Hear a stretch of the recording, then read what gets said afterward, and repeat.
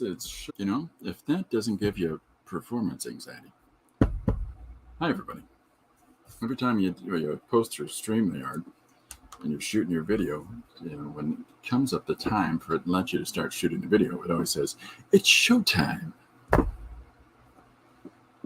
Anyhow, here we are. Hey, do you have a love of improvisation and a need to suggest random ideas to people? You're in the right place. Hi, how's everybody doing? I posted a page that I did. I'm trying to catch up with posting whenever I can slot one in. And yesterday during the stream with Mr. Pate, I did a drawing of Mr. Pate. So it's not a one page. I did a one page, and I'll show you it if you like. But what I posted today is one of the things that I drew while I was in the big old city of Toronto. Big smoke. Sunshine in the morning. Sing it, Jimmy. Anyways. Okay, so this is one of the pages that I did while in Toronto. It is as equally ridiculous as everything else that I do. But it has a deeper message, a deeper meaning about how we just leave things behind. Anyways, you missed Paul yesterday. Well, you're in luck. You can see the video on the YouTubes. It was great having Paul yesterday on the same day that Paul's books came in the mail, which was super cool. So, we talked about his books. We talked about process a little bit, and just a nice chat. So, sorry you couldn't make it, Mr. Luan, but it was a lot of fun, and more fun slated in the future. Got to get a visit from Jim in soon again. Okay, so today's page, it's all just junk, is written from the perspective of the astronaut giving a report to command base. And so on the second page, that's right, sir, like on Earth, right? So it's continuing the narrative from the first page. Oh, Ted? Right, about Ted. So it's, again, because it's his response to command, I didn't bother putting command's voice in, because honestly, I'll find that if I have a disembodied voice that I put on a page, it confuses some people. It's completely understandable. But it's the dialogue hopefully leads your eye around. Right, about Ted. So how to explain this? Ted was climbing on this big pile of tech junk. So then it shifted or like something. So ideally, the flow of the words is leading the reader around in a nice little wiggly worm pattern. So hopefully that's something that people get into. And the page that I drew after drawing Mr. Pate, I sat down and drew a fart joke. Yeah, so that was fun. Which I will post by the weekend. I have been trying to catch up with a great deal of things and get myself organized, which I think that there are people very close to me that would attest that that's such an easy thing to do. When it comes to doing things, making things, going at stuff, yeah, I'm great. But when it comes to the secondary applications of stuff, and what I'm talking about contextually in this place, is getting one page extravaganza, volume 2 published, because I'm just doing it online. And I'm going to do it through the almighty Amazonian female power. So, yeah, it's just, and it's hard to adjudicate what goes in and what goes out. And the realistic viewpoint that need to be had is that page cost is money, right? So, depending on how it's put together and how it's printed, is cost. So, I'll just do the first 100 pages. Means a lot. So, and I want to keep the cost manageable for the readers. And Jim, if you're still here, I just learned that you have an art of your animation approach online. Is that still there? And what's it called? So if you can tell me so I can write it down. So I've got to get myself caught up here, anyways. See what I mean? Like all these random thoughts are always going into my head. Like I keep reminding myself that I have to go outside and cut my rhubarb. Not a euphemism. We got a rhubarb bush that just comes back on its own every year, and it's insane. So we've had a full yield out of it already, and we've got a full secondary yield, and it'll give us about 4 over the course of the summer. It's very happy to continue to produce rhubarb. So much so that I give it to neighbors. There's just how much rhubarb can a person eat, especially when you're type 1 diabetic? It's lots of sugar. Okay. So it's all junk. Is today's page that I posted. Yesterday's page was what was yesterday's page? Oh, my idea. My idea was a fun one to do as well. This is pencil crayon on one piece of paper. Oh, I didn't show you the originals for this junk one as well. So I have organized my studio a little bit, and in the course of organizing my studio a little bit, all of these images that are drawn on 8.5 by 11 cardstock, all of these pages that I've done, the stack is now this tall. The stack is now a good, solid height of one of my fingers. It's bonkers. It's at this point. So I got to figure out something to do with all this jazz. So this is yesterday's page drawn in pencil, crayon with some watercolor, a little bit of marker at the end, but a lot of fun. And then today's page is here's the originals for those. We've got what haven't we got in here? We've got some colored pencil, we've got some ink, we got some watercolor, we've got some spattered ink and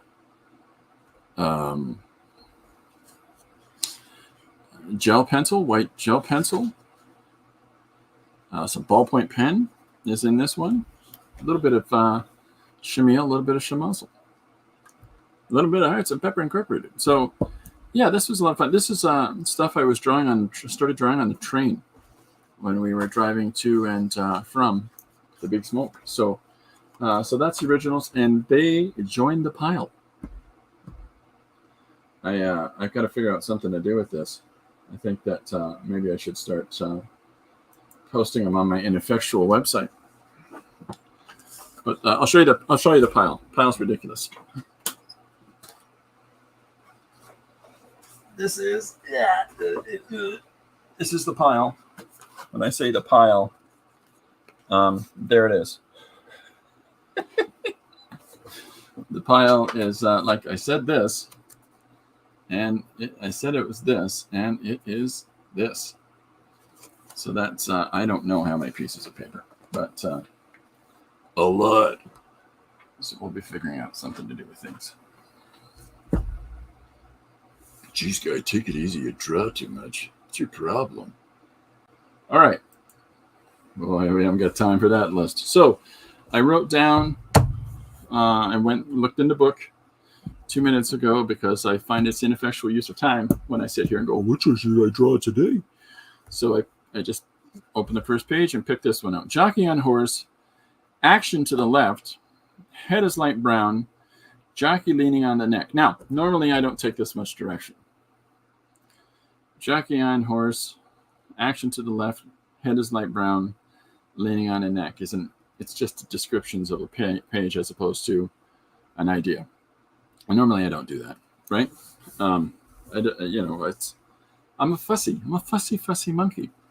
But as soon as I read this, I looked at it for 2 seconds today. I looked at it when the direction first came in. I wrote it down, didn't think about it at all. When I looked at it today, jockey's on a horse, actions to the left. Generally, action on a page goes to the right in Western society, goes to the left in Eastern society, as far as sequential books go. Head is light brown. I take that's for the horse. And the jockey is leaning on the neck. So this is a fun one. This is a fun one from Chris. Oh, look at this. Look at this romance. I missed Paul yesterday. I missed you too, Jim. Oh, boy. Where are we going with this, fellas?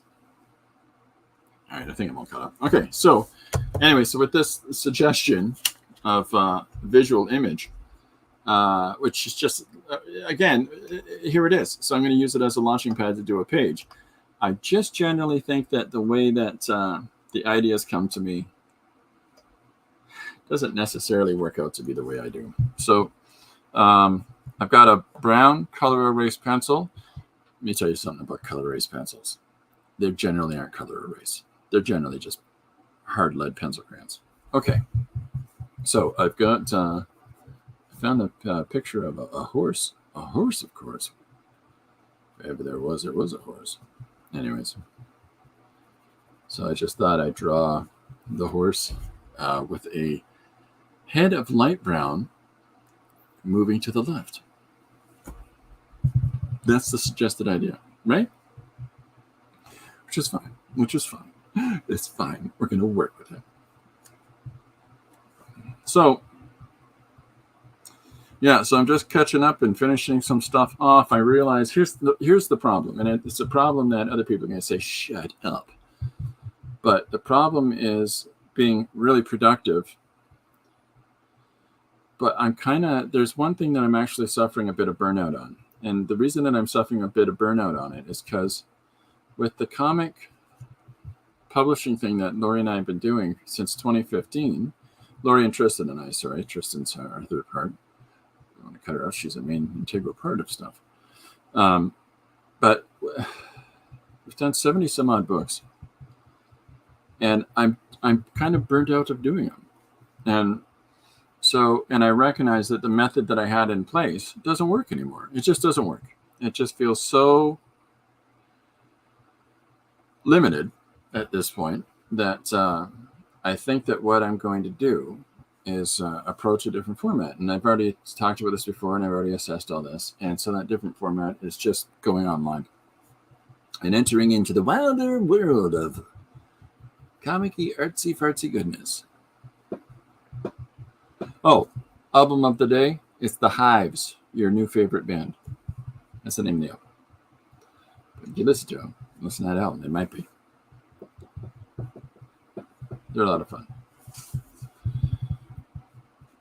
So I could produce a lot of stuff, but that does not mean that right now I have been in any way, shape, or form effective about releasing it. And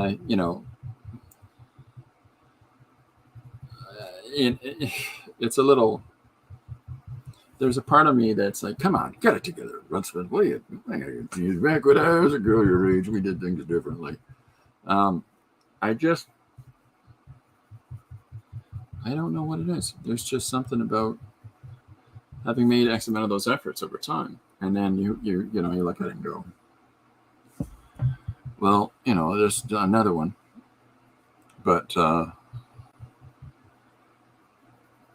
I have a challenge in that it's a little absurd, but when I first engage in something new technologically, I'm not a person who has any problem with attacking anything at any given time, or like anything I can do with my hands, I'm good with. But as soon as it goes into that world of inside the robot, then there's a part of me that's just, I find everything to be kind of a little bit of antagonistic. So that's one of the things that's holding up that process, is that, it's a lot of hassle, learning all of the robot-y doodads. And so that's why I'm going with somebody publishing house other than my own. I was in Toronto. I went to talk to a publishing house in Toronto to meet up with them, and I learned a fantastic secret, and that is that publishing houses in some of the buildings in Toronto that say that they're at A aren't actually there. They just use those buildings and primary buildings, well-recognized buildings, mind you, for an address that everybody knows. They might have just a P.O. box there, though. And so you can go there to your heart's content, but you will never find an office, and you'll never find anybody in there because that doesn't exist there. It's and it's more of this whole, the world has moved to an online platform largely. So my going and check in on publishing potentialities did not work out too well. But that's okay. That just made me have to come home and go, stop being lazy. So that's what I'm doing now. I'm stopping with the being lazy. Right? Okay, so here's my light. Jockey on horse, action to the left. Head is light brown, jockey leaning on the neck. Specificity is really important in a suggestion like this. And you'll see as I got a little bit closer to it. But it doesn't say anything like about everybody has to be facing the right way. That's all I'm saying. See, that's the first thing that my brain does when I looked at this like 20 minutes ago is did say they have to face the same way. Did not say that. Loophole. Runciman. Right?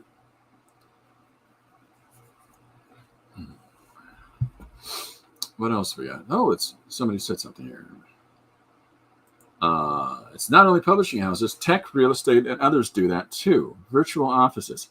Virtual offices are incredibly antagonizing for people that have a tendency to want to go and engage with real human beings and not go through the merry-go-round of dealing with them remotely or dealing with them through the computer systems.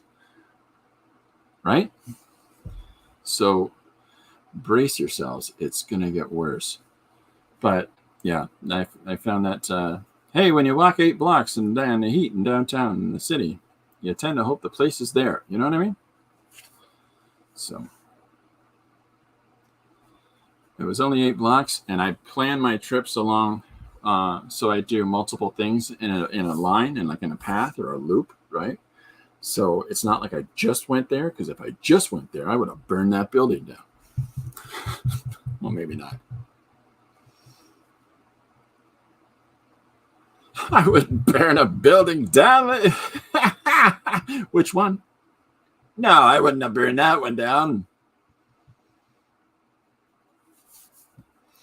All right, so hopefully this is looking like a horse so far. Horses, they're tricky. It's because you can always hear them talking in the back of your head while you draw. Wilbur, come in the room. Oh, I missed something. What have I missed here? Mr. Lujan says, random question of the day, number 422. Do you have a nickname? That's personal. Yeah, I've got a nickname. Everybody's got a nickname.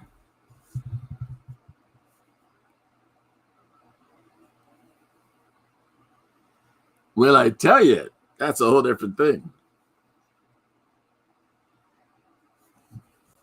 Does anybody else want to give up their nicknames first?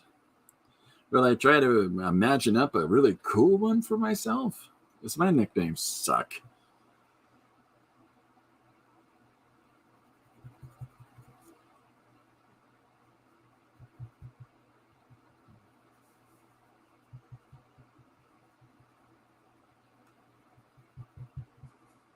I had a fun thing in high school that because people would catch me eating Skippy peanut butter out of my gym bag.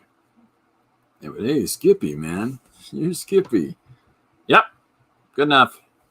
And so I tried once to run for student council, and I only used the name Skippy. And I made my election signs were so bad that I got called into the office. Yeah, I got called into the office over it. Paul's nickname is Nick. Really? That's your nickname? Nick? It's a name.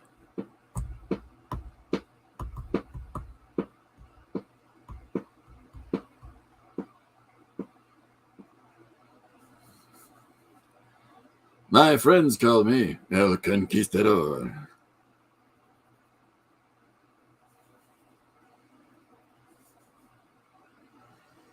I don't know. I've that was a kind of a dumb nickname, but that's something I had when I was in high school for really all of 20 minutes, right? I actually won a seat too. Yeah, I didn't mean I wanted to do anything. I just thought I'd try.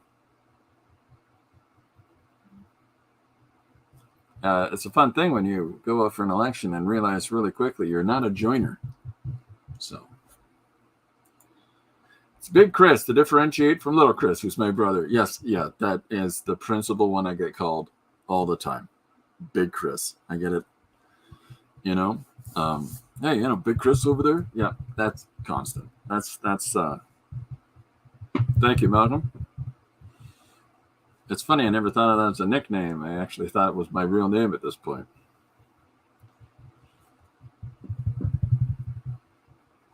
I get Big Chris out of context. There's no other Chris's around. I still get called Big Chris. It's a lot of pressure on a guy.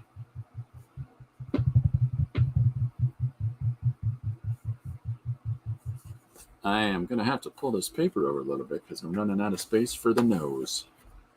Does anybody else want to share their nicknames? Jim, you asked the question. Do you have a nickname to share? They called me the Continental.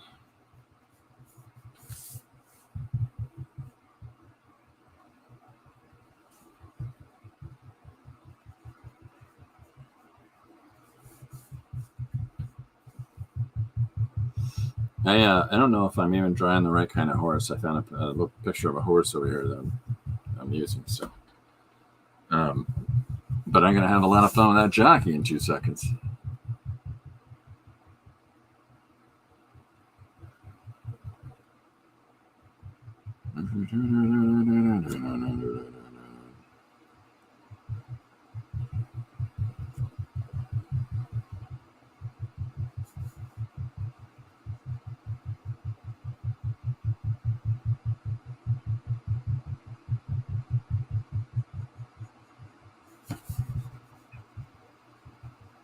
Has anybody a nickname that they don't like? Did anybody give you a nickname that you didn't like? I've had a couple of those where I'm like, didn't you just call me? Right?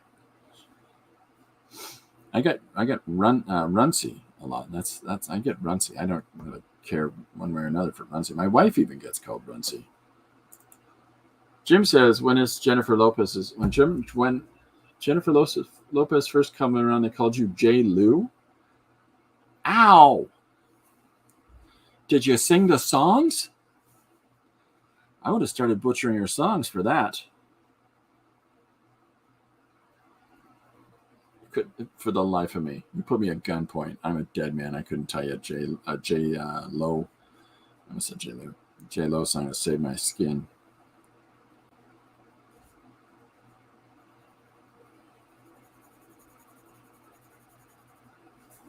All right, so here's our horse. After there was a horse, of course.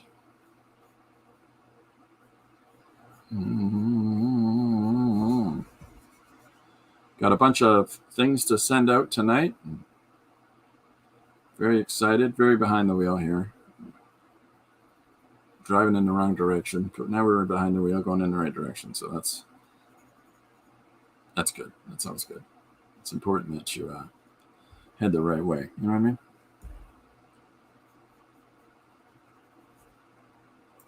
J. Lou.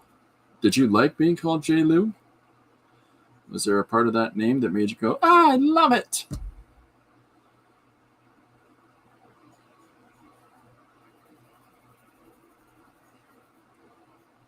Have you ever got Tall Malcolm? Salty snacks?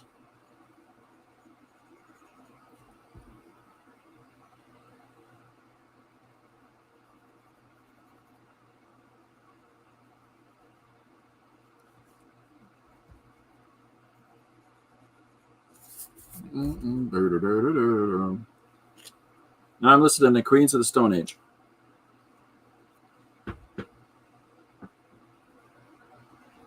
It's a loud, noisy music day. Malcolm's nicknames have been Tall and Ogre. Ogre? That's not nice. You're not an ogre. You're tall, though.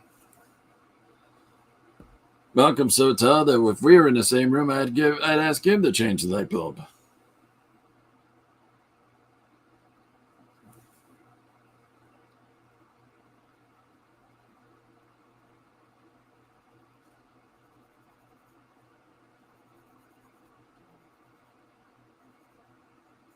trying to follow the muscle in the neck of this horse.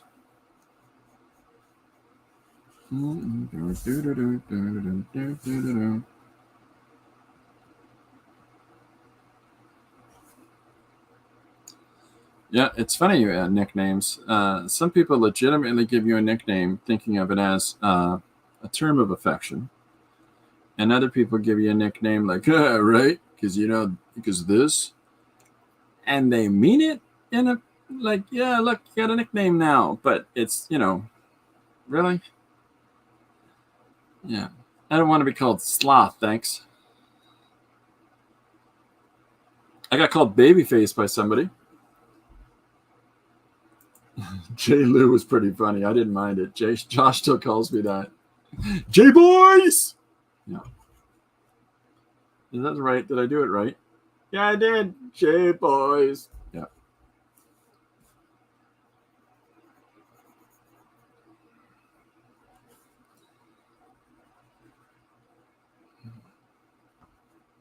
I mean, one time, right? You get excited over a chocolate bar, and while tied to a chair, and people would call you, a name of a character from a young people's movie. It's terrible.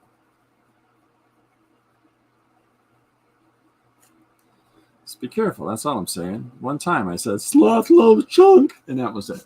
That's all it took. Hi there, Babyface. Why, thank you. Thank you very much.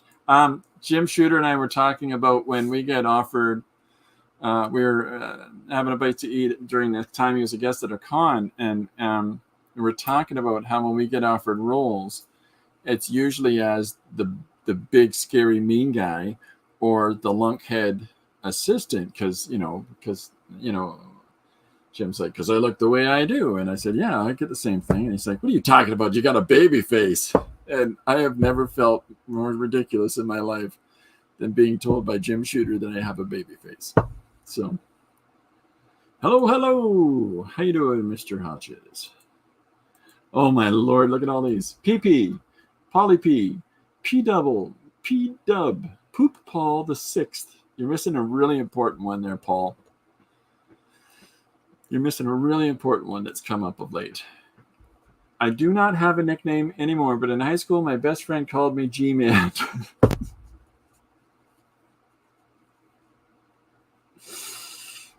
That sounds like one of those nicknames you wish you got called. I don't disbelieve you, Gary. I'm just saying that sounds like one of those nicknames. Yeah, when I was in high school, I got called the G-Man.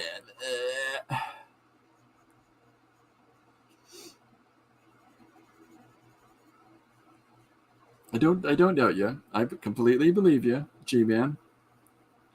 Is that what led you to write your books?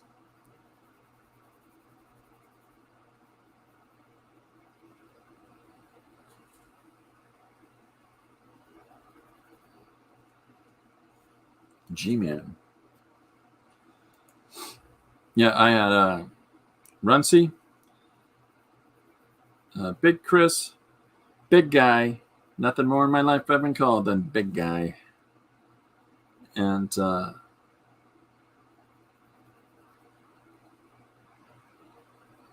yeah, Skippy. But that's because it's a pothead and he saw me eating peanut butter. So there's not a lot of imagination there. Gary says 4 watchers and only 1 like, which if from me, detestable. That is an outrage. Yeah, that's fun. Everybody has to like everything. I find it's hard to, often when people are watching, they don't tend to click out the chat if they're engaged in the chat to hit the like. It's not that they don't ever, it's just that there's less of a tendency to do so because you're engaged in the moment, right? Okay, so here's where I got to get spicy. So I'm putting in the mane of the horse. And then what I've really got to get going here is I got to put the jockey in. Now, the instructions. Paul also gets dude, guy, hey. You guys, I got to go now. I got to testify at the closed-door UFO hearing in Washington, D.C. Oh my God, what a coincidence. I got to go to that too. Takes you longer to get there than me, though. I just used the portal.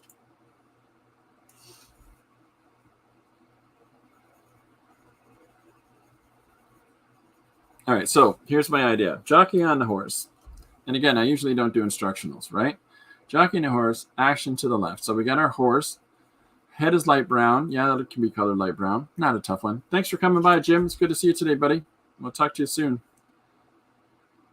Gary says, remember, everything I told you was in confidence. Take the tinfoil off your head before you go in. You know, I thought the whole reason we wore the tinfoil was because of, you know, what they do to you inside there. I have so much to learn from Paul. All right. So jockey is leaning on the neck. So that sort of leaves me, this is what leaves me an opening, right? And what I mean by it leaves me an opening is that by doing the jockey on the neck, okay, it's sort of a, he's leaning on the neck. It doesn't say he's riding properly on the horse. It doesn't say in any way, shape, or form that he's on the horse the right way. So that's my loophole, folks. That's where I get out of just having to follow an instructional. So the question is, how do I compose? Do I have any other paper here I can use? How do I compose this crazy kid on the horse in such a way as to enable that that mad idea that I've just had?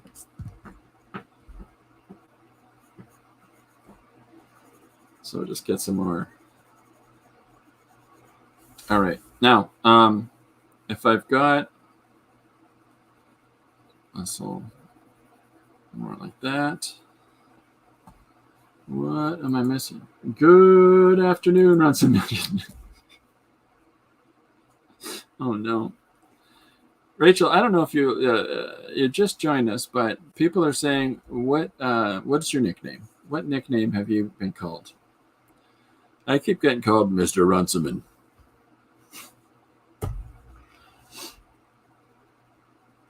That sounds like projection. That sounds like wishful thinking.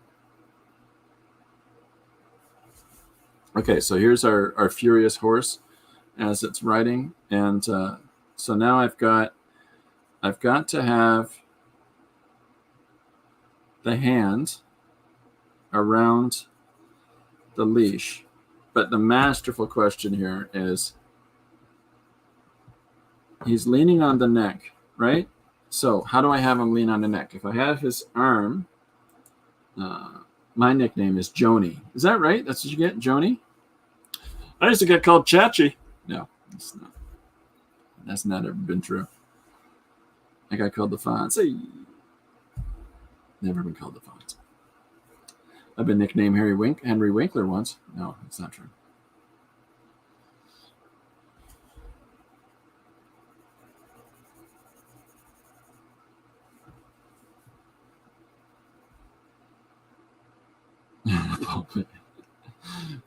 What do we got here? I'm missing a bunch. Or Nani, or Sis, or Rach.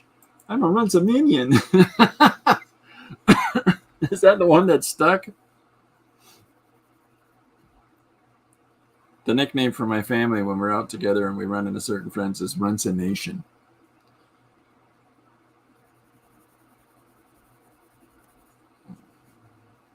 I like Runza minions, so that's kind of funny. Runcaputians was good too. I like the idea of Runcaputians. That one's funny too. Implication being Lilliputian, right? If you've read, well, speaking of horses, if you've read Gulliver's Travels, Lilliputians is the name for the tiny people that he meets he wakes up to on a beach one morning. An entire society of tiny, tiny people.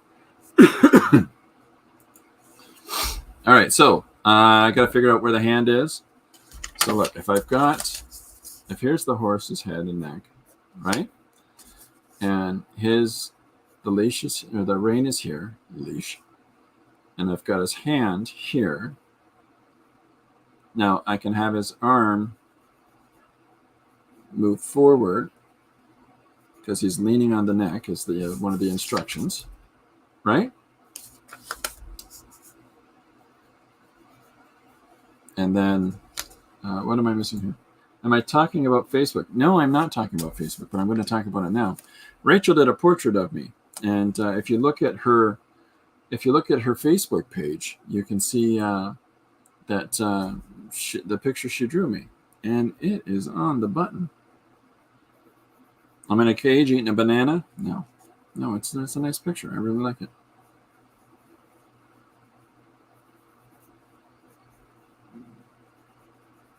So I was thinking of having him bouncing around as though, ow, ow, ow, ow, right? And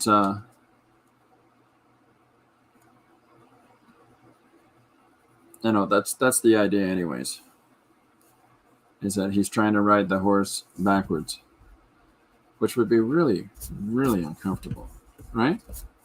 Anyhow, anybody, if you get a chance to go and check out Rachel's, there's her name, go and check out her Facebook page and see the portrait that she did. I really, first time I've ever been drawn to my recollection, and she did a really great job of it. Think of just Rachel Fleming and the one in blue, and also a few others, but I don't use them anymore. Okay, so the blue Rachel Fleming on Facebook. Look that up. And okay, so if this is, so I'm going to have to, this thumb here then, the reason that I'm trying to make sure I've got this figured out is where I've got to come up with where the hands are and how they're gripping on the rein and which direction they're going.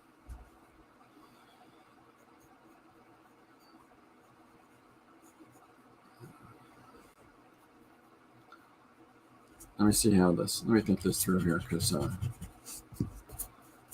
I drew it pretty high up on the page.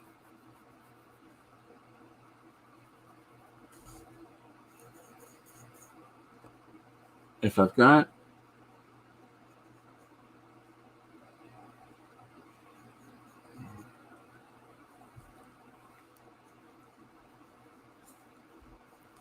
this hip coming forward, see, I made him very small. It's very diminutive in this drawing. So I got to think this through a little bit more.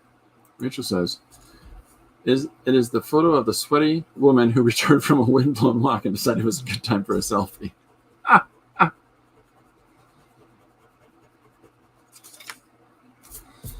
Yeah, look at my image online, and you're like, wow, you look pretty orange today. All right, so if I draw, I'm trying to think of, so if this is his knee here,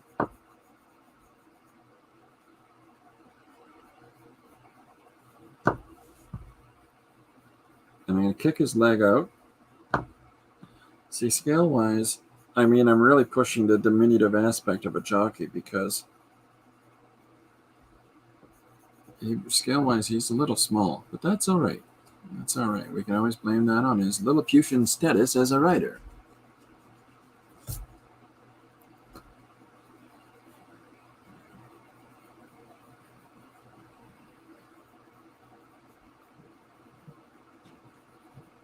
There we go there. So I'll have the second foot kicking up. I can't see it, so Paul sent a friend request. Oh, okay. So yeah, if you've got a friend Rachel on there to be able to see the thing, go for it. She got some for alpha beatery pages on there you can see, and brilliant, very funny. Okay, so here's our jockey, and I want to have him looking over his shoulder. The suggestion was jockey on horse, okay, jockey on horse, action to the left, head is light brown, yeah, Jockey leaning on the neck. There's the jockey leaning on the neck, barely holding on for his dear life. And then let's get him holding his helmet. So let's get his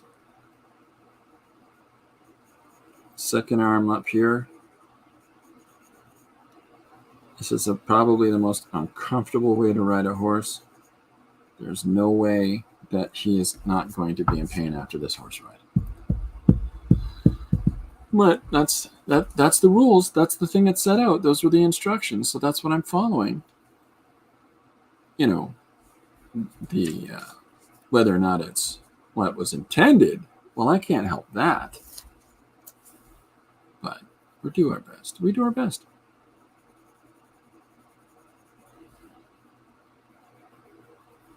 All right, so let's get some of this strong shapes in the neck. And then I gotta draw his. Maybe I'll put his saddle on upside down. Maybe that's why he's got his crazy riding position. It's that sort of, as you're drawing the image, you come up with the logistics of the wherefore and why, right? There we go. It's a big moment today, everybody. Rachel has accepted Paul. We all accept you, Paul. It's a big step.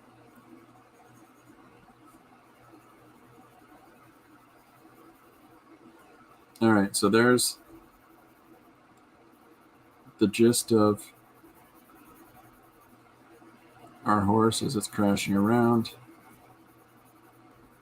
with the poor rider who is being bounced hither and yon.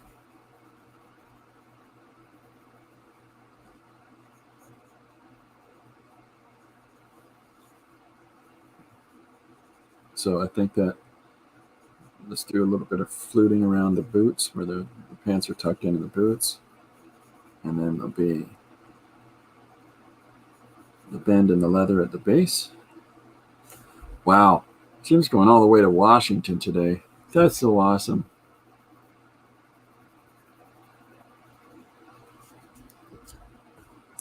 I think I figured out who Gary's secret source is for all his information about his DVSM books if Jim's going to Washington about the UFO thing today.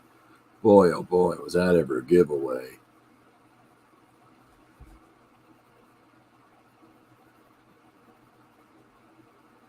I'm missing a whole bunch of stuff, I'm sorry.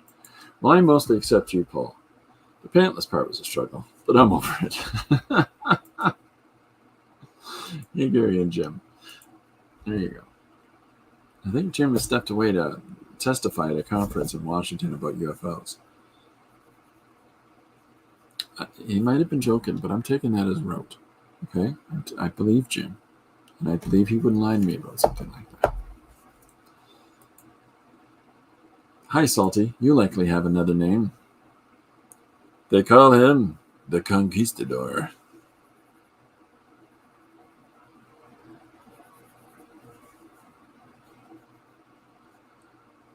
He's got all kinds of names in the hood. Like King Tut. Dun, dun, dun, dun, dun, dun, dun, dun, dun, dun, dun, dun, King Tut. Married to a donkey. He's my favorite hunky. That's why you guys tune in for this. The quality. So when I'm drawing the form onto the neck here, I'm really trying to think about proportionately how does the body work, and I have to take into consideration how the body sits here, and how the torso, how the midsection is going to be all bunched up because of the compression, right? If I'm going to draw the clothing on the jockey's body, I have to think about, well, how do folds and drape and the draping of fabric work in order that I can try to get some, visual emulation of that as I'm trying. Is it perfect? No. But I'm trying to establish some of that identifiably on the form so that the viewer can look at this and recognize that They can recognize the proportion. They can recognize the movement of the figure. They can think about how, the different parts work and all together. Rachel said something about UFOs, and it is likely true. Wow, Christopher, that is how I ride a horse. That's the only way I've ever ridden a horse. I don't know about the rest of you weirdos, but one time I was on this boat, see, and my dad was on it with me, but he had a bit of a gambler, and so while he was at the gambling table, and I was free to wander around the cabin and everything by myself. But then there was a bit of a calamity on the boat, and the boat started sinking, right? So, and I didn't know what to do. Like, I was in a panic, and everything else was in a panic, but there's this boat, right, sinking, and miraculously there's a horse on that boat, and it breaks out of its pen. Like, I pull the pin, and it kicks the gate open on its pen, and it jumps over the side of the boat. And because I've got the rope, the rein tethered on my hand, it yanks me right over the side with it. So I wake up on this beach, and then I get trained how to ride a horse by Mickey Rooney.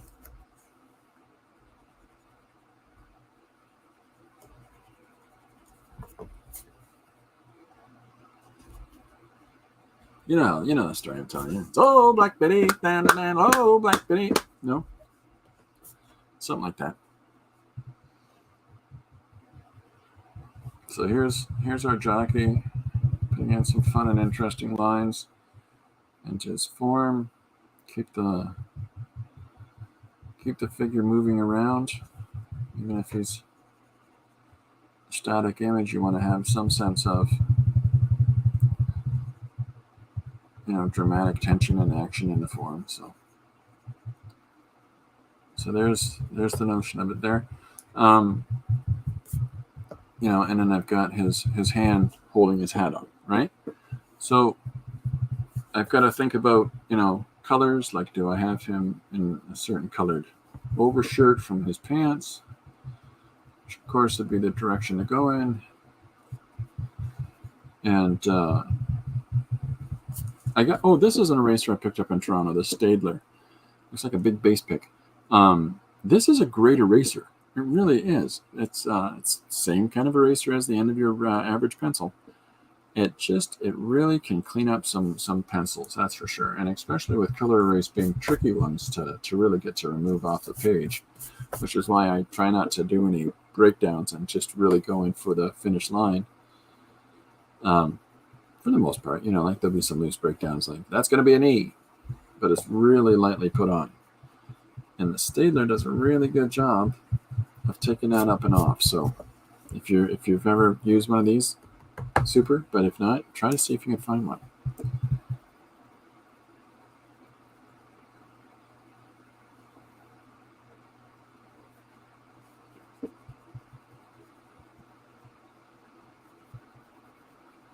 So here's his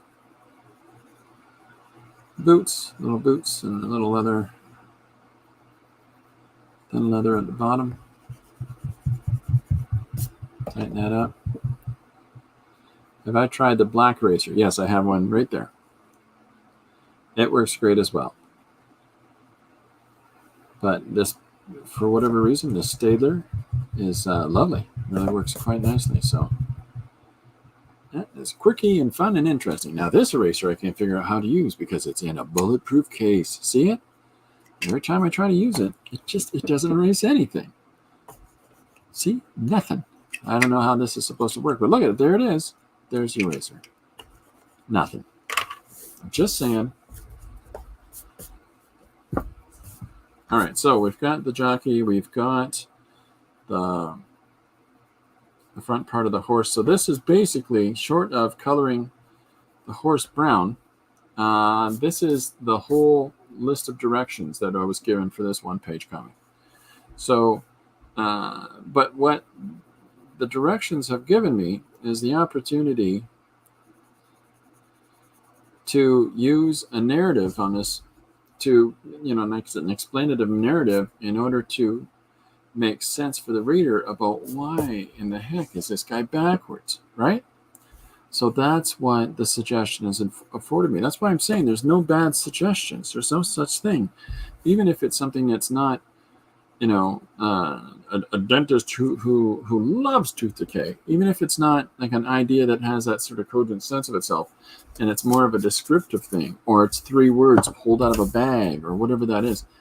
All of these things are one simple thing and one simple thing only, and that is a suggestion to get you moving.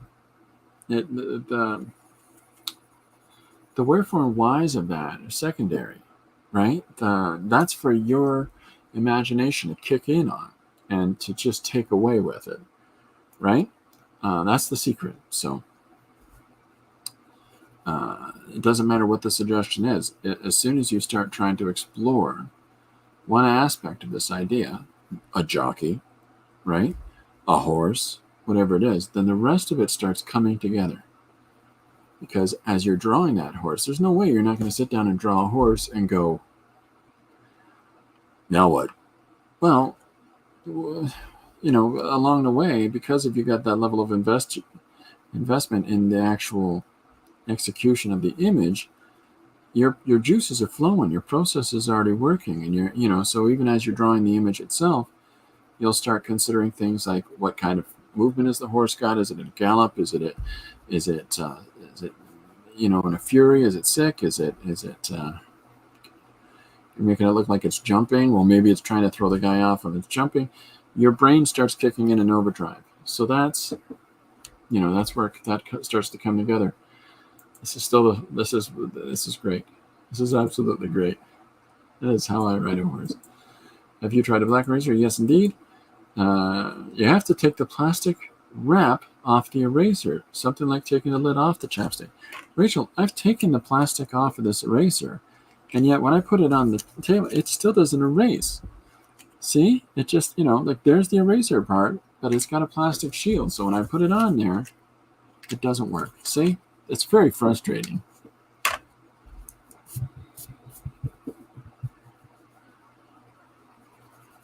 Either what I just did is really antagonistic to you, or you think, wow, he is dumb.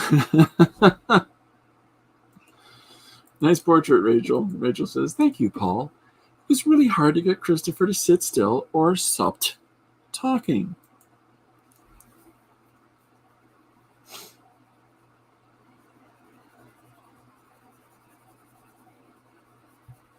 I don't think she meant stopped.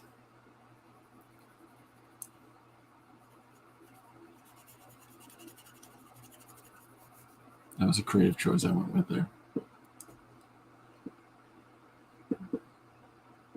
That's really nice of Phil. It is good. It's very good. She's very good. Check out our alphabetery work. It's fantastic. He's always on the go. He's always on the go. Yes, I mean stopped. Yes, I mean stopped. You should stop where you are. I read a thing about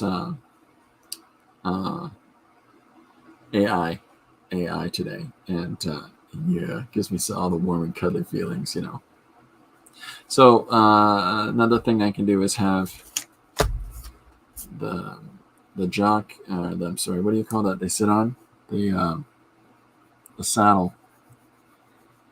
I want to have that lifted off of the back of the horse so that it's not attached, it's coming loose. And so if this is the shape of our horse's back,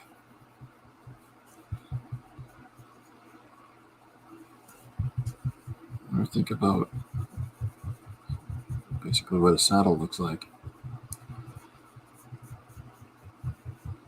I think that's a sort of a basic shape of a saddle. Well, there's special saddles for jockeys, Chris. I don't know. Stop yelling at me.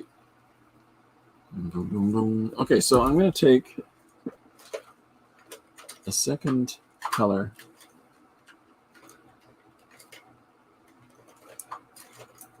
Let's Let's keep it in the browns. I'm going to do this. Just to separate our rider.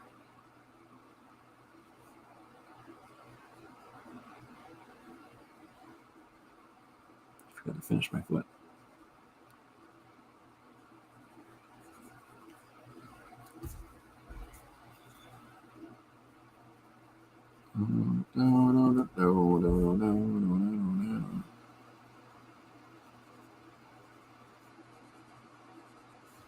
So there's our jockey, lifting him off of the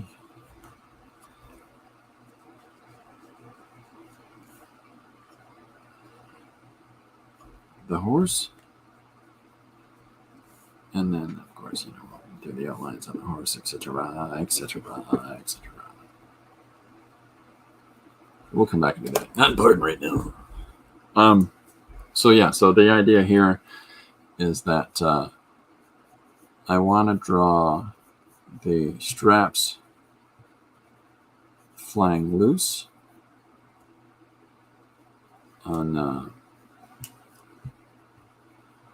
off of the horse here. So I'm going to draw them whipping around here a little bit liberally. And let's take out this center line here. Take it out there as well.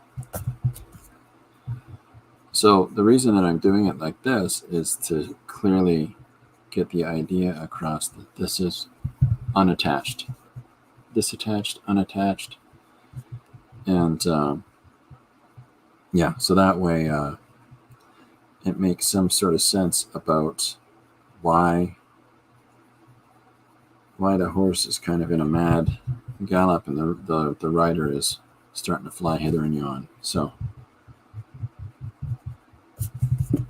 that's how I learned to ride a horse when I was on the beach back until we got picked up and brought back to civilization. And that's where Mickey Rooney trained me to race. I still want him to win the race. Oh, this is the only way to win a horse race. With your saddle coming loose and your horse in a mad fury and your Mickey Rooney flying up in the air and your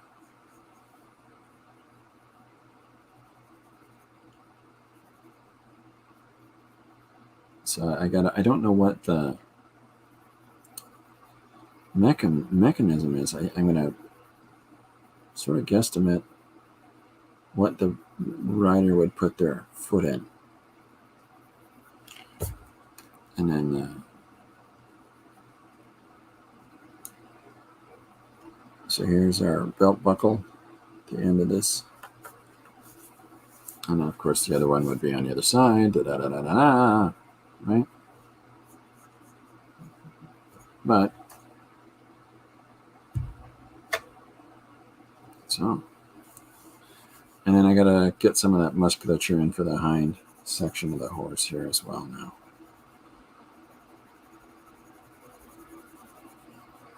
So if this is shape of our horse, and then this is the shape of the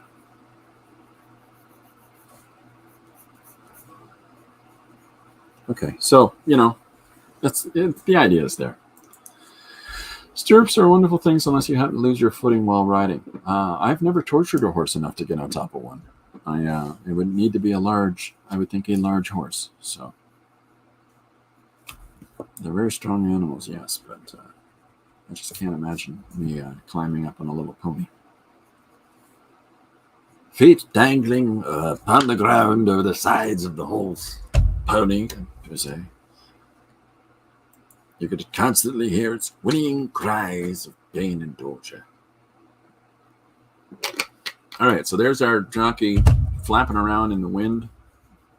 And all that leaves me to get structured down here is the rest of the shoulder muscle. And then we've got his midsection here before we get into his big old hind muscles, which are massive. So start to figure out some of those.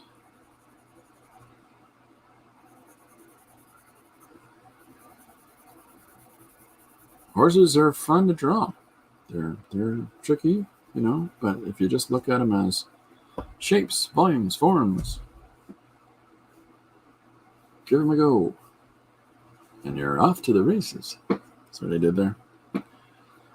So yeah, so there's the remainder of the horse. Now I'm going to cut the image here because this is where I'm going to put the next panel, is right here. And it's going to go over top of this, I believe. That's the notion so far. Right? My aunt is my uncle is 6'4" and was a big man. Must have weighed at least 240. He rode a part Arabian quarter horse and won Gymkhana's mini rodeos. That's really cool. Nice.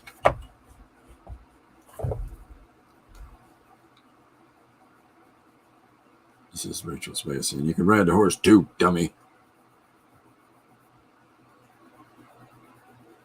All right, so there's the remainder of the hind section. Sort of part of that. The source image that I had was literally only this part, so I've been making it up as I go along here.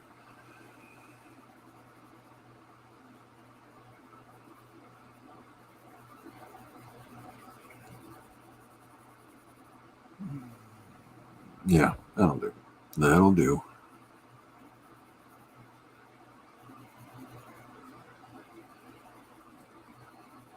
Okay, so there's, put one more interesting line in here. And it'll put, okay, so there's our frame is going to cut across here for the lower images. And then I will fill in some of the elements in between those frames, drop it down, say, 1/2 inch. But the idea here is that our jockey has been, he's in a predicament for how he's riding on his horse.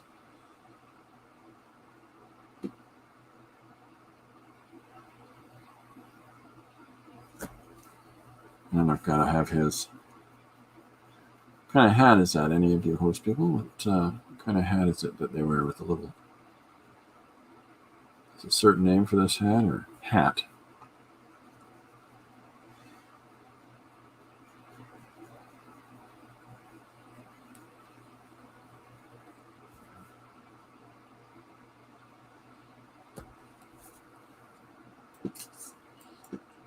Uncle just turned 99. Still drives his John Deere. There you go. Fabulous horse. It would be. Sounds fancy. Arabian quarter horse. Sounds very, very exotic.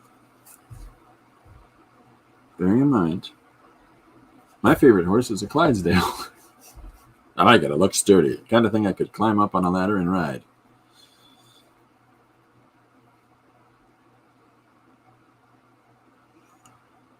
All right, so here's his little jockey hat. There's his head. Here's his hips getting knocked around. A little bit of line work in here. Here we go. And then, of course, a way to suggest movement is to use a little extra gesticular lines.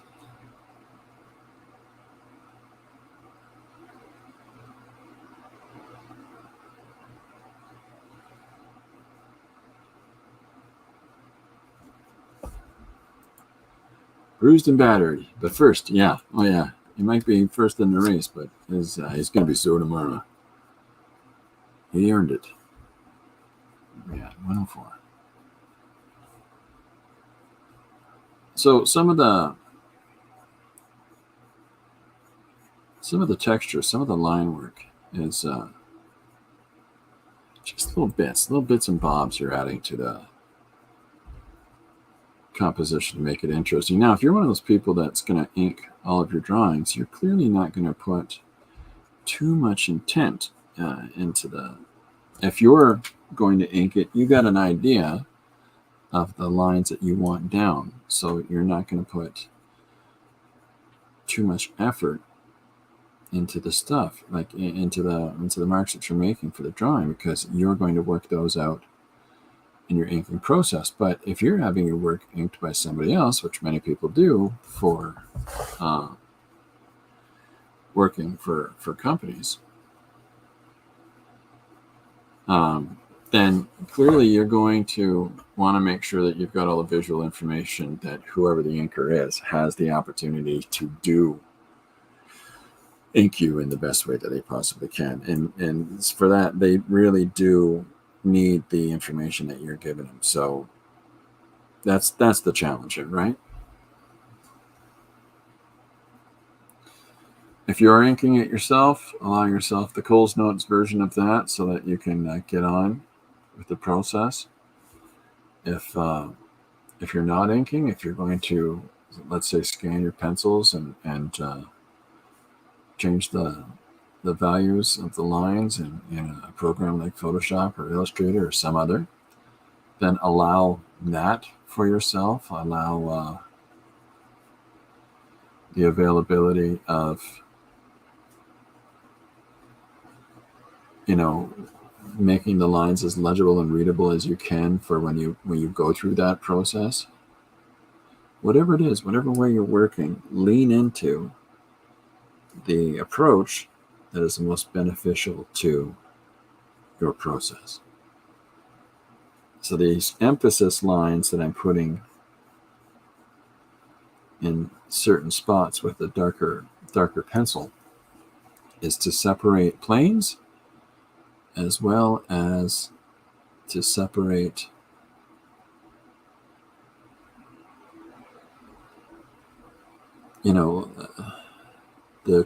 one character from the next, and to try to get it across about what's happening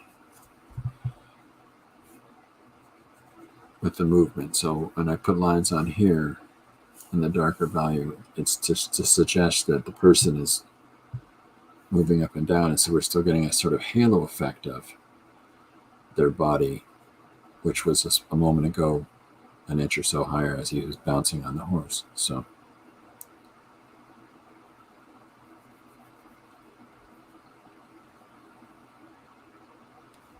we've got his hand, parts of his fingers are popping over. I've got yet to put the tail for the horse on here. Can't forget that. Remember all those key parts of the characters that you draw.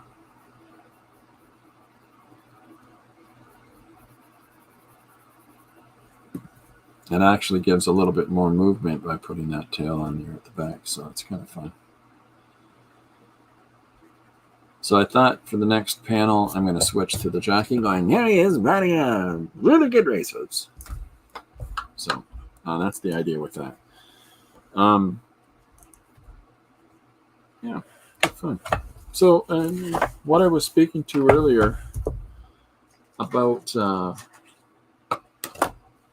getting down to business, I'm really trying to do that. It's one thing to be able to draw at some expeditious rate. It's another thing entirely to follow through and to do something with said drawings. So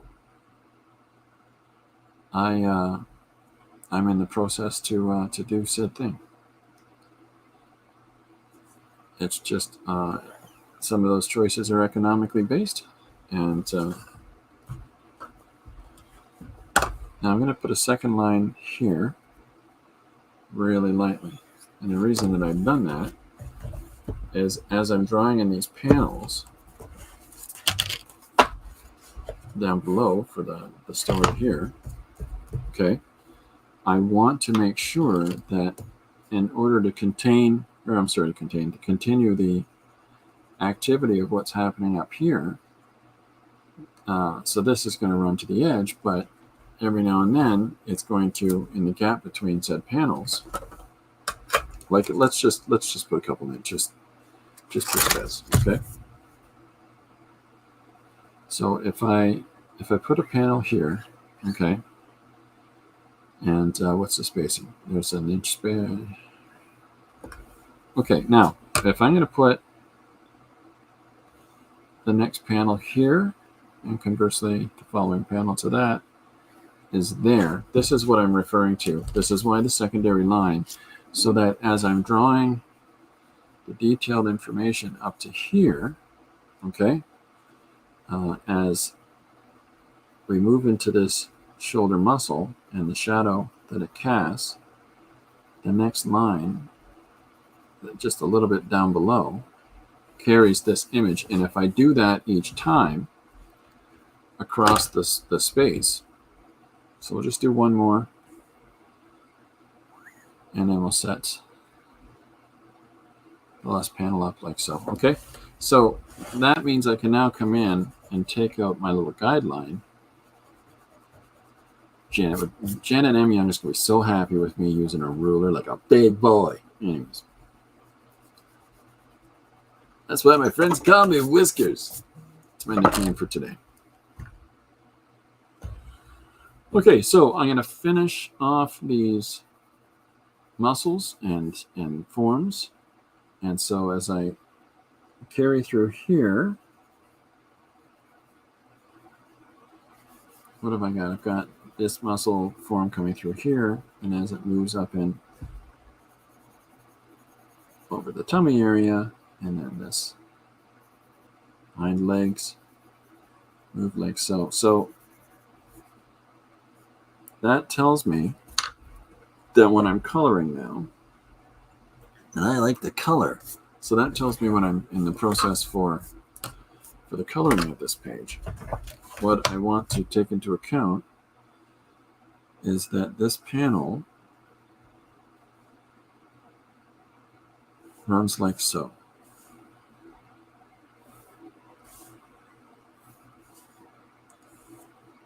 Okay, all right, it's okay. So there's the panel gutters, and then while I'm continuing that, I'm going to do the same thing here, where I'm going to finish this panel like so. And so this is just finishing off laying out the breakdowns of the panels for this page and where I'm going to fit our story. So there's the exterior edge of that, which means any of the color that I put in here ends there. So that way, I've got some continuity to that panel, and it sort of imposes the rest of the actions over top. So, oh, thank you. That's very nice of you. So, I mean, I could do it lower and get more of the leg in. I mean, that's an opportunity as well. Like, let's say I go much further down, okay, on the page, and drop those lines in like so. And, you know, just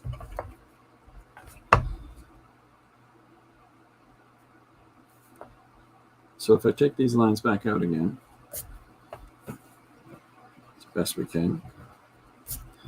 Thank you, Killer Erase. That doesn't really erase. It's okay. So now if I'm going to keep it a little more interesting, then I've got some shape to it. And I can bring in some shape into this space now. And so that just sort of having it a little bit lower even heightens and connects it even more so. So it's not just sort of rooted as a flat form. There's a whole great deal of things that you can try to do in putting together your layouts for your page that really just sort of, it's not that,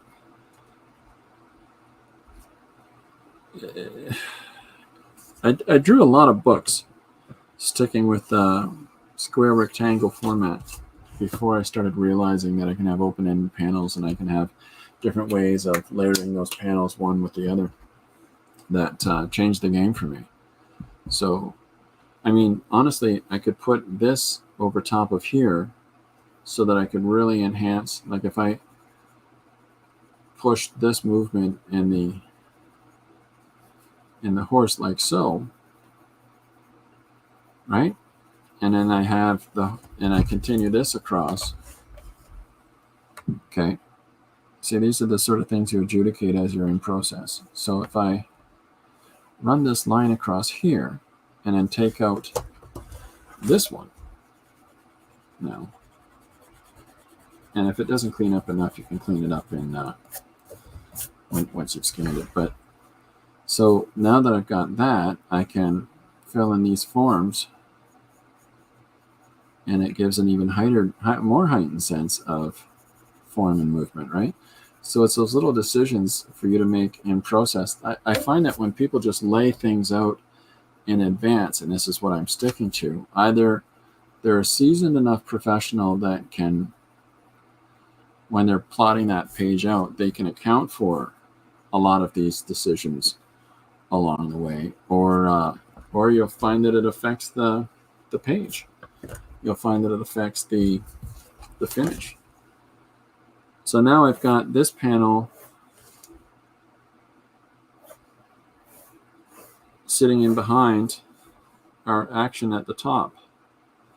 So I can decide when I get down to it, do I even put borders on this one here, or do I just draw some other sort of thing happening there? So there's so many little different things, right? It's a brave move for the first artist that drew outside the edge of the mat, but opened a lot of opportunity for the rest of us.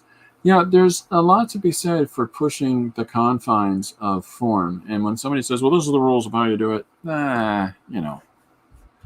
those are their rules, right? Make your own rules up. Try to, like, this goes against action by pushing everything to the left and having the dramatic action move to the left.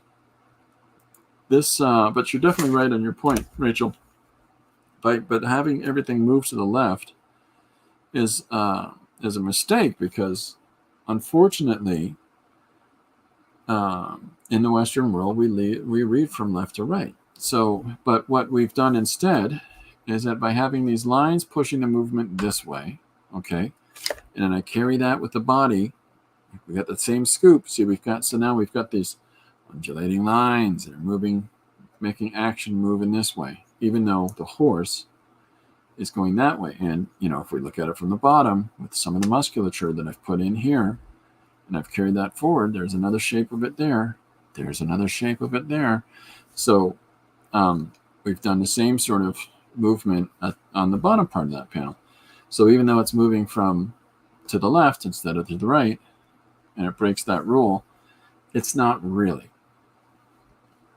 Because you've seen a horse run, whether it's in person or on television or whatever it is, you've seen a horse move, and you know that horses, the part that's got the eyes and the mouth, tends to direct where the horse goes, right? So by that assumption, eyes and mouth, the horse going that way. So, right? For the moment, anyhow. But so the rider is getting jostled right off the top. So any horse I ever bet on is still running. Is that right? I used to play a horse betting game, but it was like a board game. I've never actually bet on real horses. Just haven't done it. It's not like there's any. I've got some moral statement about it. I just haven't done it. So there's Chris's suggestion: jockey on horse, action to the left. Head is light brown. That'll be in the coloring process. Now I can do some watercolor wash on here once I've got it penciled in. I'll make that decision then. Jockey leaning on the neck. He's leaning on the neck. He's holding on for dear life as he's, flipping around in the air. So we've met all the requirements of the suggestion. It's just maybe not as was intended. By turning the rider around is sort of putting a little flip on maybe the initial idea. But it's also really playing with the conventional rules of which way your horse is going and what direction your horse is going, so on and so forth.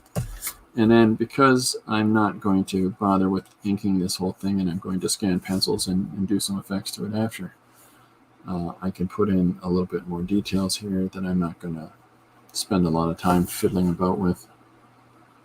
One of the hard, fast rules that I established for myself in doing the one page is if I want to ink this, I'll ink it. If I don't, I'm not going to. And there's no part of me that has, but I have to. No, there's no time for hemming and hawing. It's make these decisions and keep on swimming.